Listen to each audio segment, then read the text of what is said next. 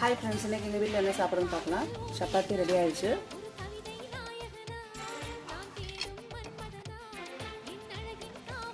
So ஆவி பறக்க white rice.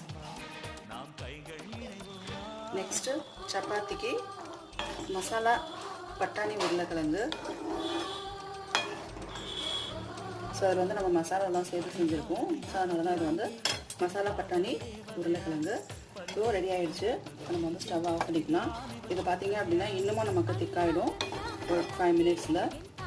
So எப்போதுமே இந்த மாதிரி மசாலாலாம் செய்யும்போது இந்த கன்சிஸ்டன்சியில் ஆஃப் பண்ணிட்டீங்க அப்படின்னா ஒரு 5 மினிட்ஸில் இன்னும் நமக்கு திக்காகிடும். ஸோ லாஸ்ட்டாக கார்னிஷிங்க்கு கொத்தமல்லி போட்டுக்கலாம். ஸோ அவ்வளோதான். மசாலானா எந்த மசாலான்னு கேட்பீங்க. ஸோ தேங்காய் பூண்டு மசாலா வீடியோ போட்டிருக்கேன் ஆல்ரெடி, என்னோடய சேனலில் பாருங்கள். சப்ஸ்கிரைப் பண்ணிடுங்க மறக்காமல். தேங்க்ஸ் ஃபார் வாட்சிங்.